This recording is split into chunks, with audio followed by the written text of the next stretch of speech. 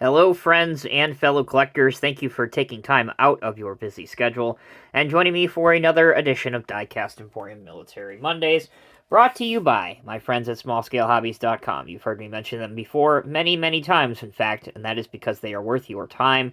www.smallscalehobbies.com for everything in the military scale model hobby. Kits, finished models, paint, decals, books, you name it. My friend Greg has it. Okay, moving on. The subject of today's video is going to be the D7 Bulldozer, Caterpillar D7 Bulldozer, with the LeTourneau Cable blade. This type of dozer was used extensively in World War II and to some extent in Korea as well. Basically, it is a D7 tractor with the LeTourneau blade and the cable setup, the winch on the back as well.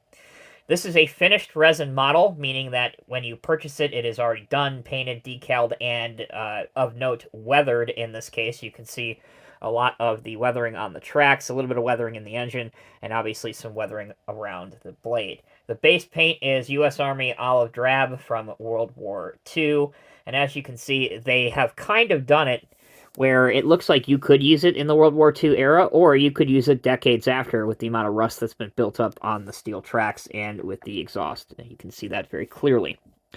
It is not functional. Nothing functions on this model. It is just meant for looks and static display purposes. Bulldozers in World War II were one of, if not the most important piece of technology that existed at the time. Many of you may have guessed that that would have been, the M1 Grand Battle Rifle or, Sherman tanks. And while those were very, very important, many generals stated that without the bulldozer, the war would not have been won. So take that for what it's worth. Some of the uses were, obviously, in the Pacific. They could build airfields in the jungle as the island hopping campaign was picking up speed. Normandy, the European campaign, obviously, they would have been coming ashore and moving sand and building fighting positions and doing all kinds of things. So, again, it's important to point out that without bulldozers, it's likely that World War II would have gone a very, very different direction. So that's a very brief general history about dozers. Obviously, back then, most dozers were of the cable blade origin, as you can see here. And that was because hydraulics were in their infancy in terms of how they operate today. Very, very shortly after the war, companies started experimenting with the hydraulic blades. But for the most part, back then, it was all about the winches and the cable operated mechanism. And the blades themselves were made by a company called LeTourneau. And then they would be fitted to either a cat tractor, an International Harvester tractor, or even an Allis-Chalmers tractor back in the day. So again, it wasn't too far after the war that Caterpillar started developing their own blade, but that is not what this one is based off of.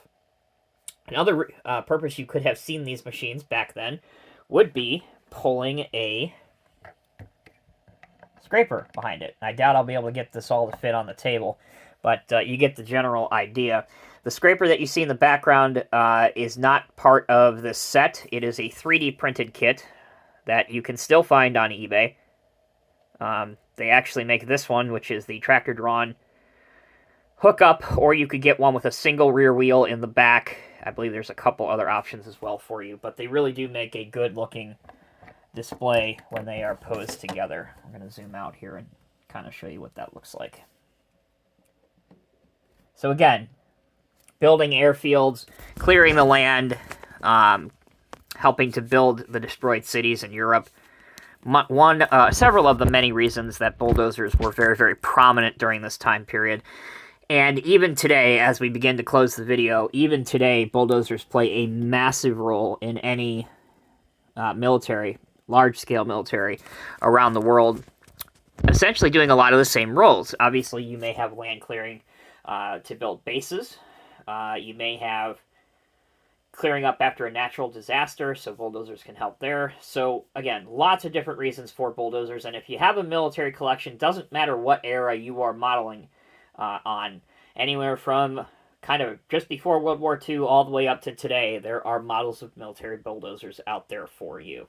All right, that'll wrap it up. Another quick edition this week, but I hope you guys liked it. Again, the Bulldozer model is by a company called Artitec. It is a 187 resin, already built model. Artitec makes several different Cat D7 bulldozers, including one that's ready made to be thrown on a flat car with the blade removed. So you can look at those on the internet. Thanks again for watching. Until next time, take care, be well. I'll see you in the next review.